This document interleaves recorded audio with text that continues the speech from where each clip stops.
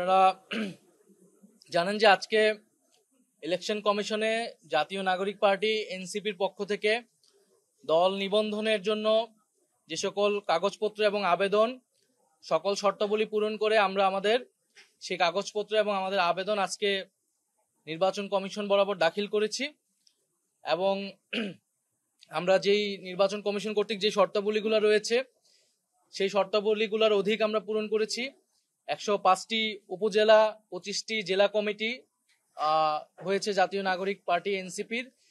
এছাড়াও প্রতিটি উপজেলায় 200 জন সমর্থকের যে ফর্ম পূরণ করতে হয় এবং প্রতিটা জেলা এবং উপজেলায় অফিস নিতে হয়, সেটার অফিসিয়াল চুক্তি লাগে। সেই সকল কাগজপত্র সহ আমাদের গঠনতন্ত্র এর আগের দিন জেনারেল আমাদের সাধারণ সভায় পাশ হয়েছে খসড়া গঠনতন্ত্র, সেই গঠনতন্ত্র সহ আরো সকল কাগজপত্র আমরা একসাথে সবকিছু আজকে নির্বাচন কমিশন বরাবর জমা দিয়েছি। এবং আমরা আশাবাদী যে আমরা খুব দ্রুত সময়ের মধ্যেই আমরা জাতীয় নাগরিক পার্টি এনসিপি নিবন্ধন পাবে, নিবন্ধিত দল হিসেবে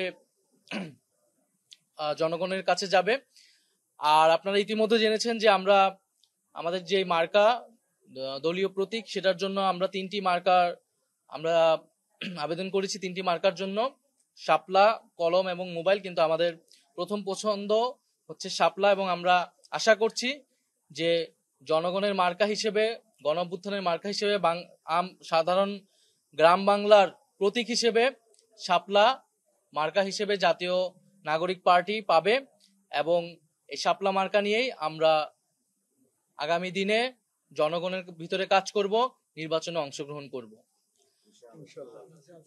এছাড়া আমরা প্রধান নির্বাচন কমিশনের সাথে কথা বলেছি, শুভেচ্ছা বিনিময় করেছি। সেখানে আমরা প্রবাসী ভোটাধিকারের যে বিষয়টি, সেই বিষয়টি বলেছি। সেখানে জাতীয় নাগরিক পার্টির যে প্রস্তাবনা এর আগেও ইলেকশন কমিশন এসে দিয়ে যাওয়া হয়েছিল, সেটি সম্পর্কে আমরা আমাদের জোর দাবি জানিয়েছি যাতে প্রবাসীদের ভোটাধিকার যে কোনো মূল্যে রক্ষা করা হয়। এবং ওনারা এখনো সিদ্ধান্ত নেয়নি যে কোন প্রক্রিয়ায় প্রবাসী ভোটাধিকারটা নিশ্চিত করা হবে। ওনারা বলেছেন এটা দ্রুত সময়ের মধ্যে নিশ্চিত করা হবে। বাংলাদেশের নির্বাচন কমিশনের যে আইন, আমরা সেই আইনগুলো পর্যালোচনা করেছি। আমরা দেখেছি সেই আইনগুলোতে এই ধরনের কোনো বাধা নিষেধ নাই। জাতীয় ফল হিসেবে কাঁঠাল একটি দলের মার্কা হিসেবে অলরেডি রয়েছে। সো সেক্ষেত্রে আমরা কোনো সমস্যা দেখিনি বলে আমরা এটিতে আমরা আবেদন করেছি।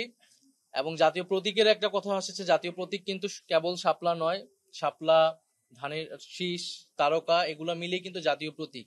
সেক্ষেত্রে আপনারা দেখবেন ধানের শীষ এবং তারকা বা তারা এই দুটি দলের মার্কা হিসেবে রয়েছে। ফলে সেক্ষেত্রে কোনো ধরনের আইনগত সমস্যা আমরা দেখি না। নির্বাচন কমিশনের সাথে আমরা এই বিষয়ে কথা বলেছি। আমরা শাপলাকে মার্কা হিসেবে নিয়েছি, যে শাপলা গ্রাম বাংলার আমাদের যে সাধারণ মানুষ, আমাদের যে নদীমাতৃক বাংলাদেশ, আমাদের যে খেটে খাওয়া মানুষ, তাদের সকলের কাছে পরিচিত একটি বিষয় হচ্ছে শাপলা। সেই জায়গা থেকে আমরা মনে করেছি যে জাতীয় নাগরিক পার্টি এনসিপি যেহেতু সাধারণ মানুষের, সাধারণ জনগণের দল হিসেবে গণ অভ্যুত্থানের মধ্য দিয়ে প্রতিষ্ঠিত হয়েছে এবং সাধারণ মানুষের জন্য তারা কাজ করবে, রাজনীতি করবে, সেই জায়গা থেকে বিবেচনা থেকে আমরা শাপলাকে সর্বোচ্চ প্রায়োরিটি দিয়ে আমরা আবেদন করেছি শাপলার জন্য। এখানে এটা যেটা বলেছিলেন, একটি দলের কথা বলেছিলেন, ওনারা অলরেডি একটা প্রতীক পেয়েছে এবং এক্সিস্টিং যে প্রতীকগুলো আছে সেগুলা থেকে ওনারা আবার নিষ্পত্তি যদি হয়ে যায়, বর্তমানে ওনারা যে প্রতীকটা চেয়েছে এটা নাই। ফলে তো এটা দ্রুত নিষ্পত্তি হওয়া উচিত। ভবিষ্যতের যে প্রতীকগুলা আমরা চেয়েছি নির্বাচন কমিশন অন্তর্ভুক্ত করুক, কারণ বাংলাদেশের যে প্রতীকগুলা বর্তমানে রয়েছে এখানে আমরা ভালো কোনো প্রতীক দেখতে পাই না। ফলে তো সেখান থেকে আসার পরে তখন ইলেকশন কমিশন সিদ্ধান্ত নেবে। তবে ওনার যে পদ্ধতিগত একটা ভুল ছিল সেটা সবাই এখন লেখালেখি করতেছে, কথা বলতেছে, সেইটা নিয়ে আমরা কোনো সমস্যা হবে বলে মনে করি না। আমরা সিসির কাছে বলেছি যে আমরা সকল শর্তাবলী, সকল আইন পর্যালোচনা করে আমরা আমাদের সকল আবেদনটি করেছি, কাগজপত্র জমা দিয়েছি। আমরা প্রত্যাশা করব যে ওনারা নিরপেক্ষভাবে আইন অনুযায়ী ওনাদের কার্যক্রম সম্পাদন করবে এবং সেক্ষেত্রে যাতে জাতীয় নাগরিক পার্টি আমরা যাতে কোনো ধরনের বৈষম্যের বা কোনো ধরনের অবিচারের শিকার না হয়, এটাই আমাদের প্রত্যাশা। আরেকটি বিষয়, নির্বাচনের বিষয়ে আমরা এর আগেও স্পষ্ট করেছি যে আপনারা জানেন যে এখন জাতীয় ঐক্যমত্য কমিশনের সংস্কারের একটি কার্যক্রম চলছে এবং আমরা ডক্টর মোহাম্মদ ইউনূস উনি জাতির কাছে কমিটমেন্ট দিয়েছেন যে জুলাই মাসের মধ্যে জুলাই সনদ হবে এই ঐক্যমতের ভিত্তিতে। ফলে আমাদের কাছে এখনো প্রধান প্রায়োরিটি হচ্ছে কিন্তু সংস্কার। ফলে সংস্কারের উপর নির্ভর করেই নির্বাচনের বিষয়ে আমরা আসলে সিদ্ধান্ত নিব। আর জাতীয় নাগরিক পার্টি এনসিপি আমরা বলেছি যে জুলাই ঘোষণাপত্র এবং সংস্কার এবং গণপরিষদ এবং বিচারের রোডম্যাপ, এই সকল কিছু মিলে আমাদের এই মুহূর্তের রাজনীতি।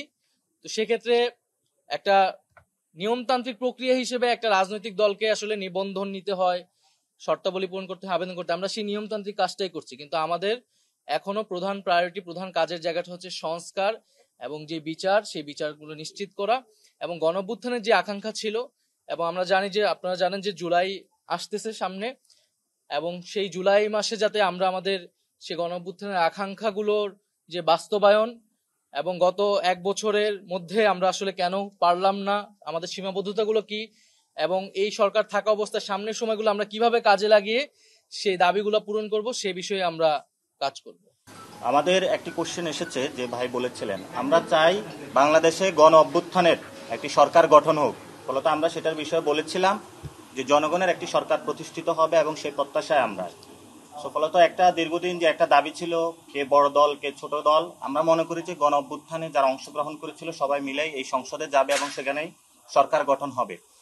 আর আমাদের আজকের যে এখানে আমরা নিবন্ধন কার্যক্রমের জন্য সবকিছু জমা দিয়েছি, সাংবাদিক ভাইদের জ্ঞাতার্থে জানাচ্ছি আমাদের ভবিষ্যতে আমাদের দল থেকে স্বাক্ষরিত আহ্বায়ক এবং সদস্য সচিবের স্বাক্ষরিত সাইনে 3 জনকে দায়িত্ব দেওয়া হয়েছে।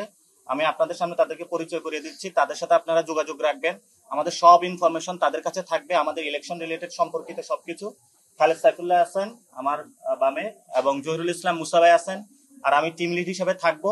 আপনারা এই 3 জন ব্যক্তির সাথে যোগাযোগ করবেন, আমরা প্রেস রিলিজের মধ্যে দিয়ে নাম্বারগুলো আপনাদের সাথে দিয়ে দিব।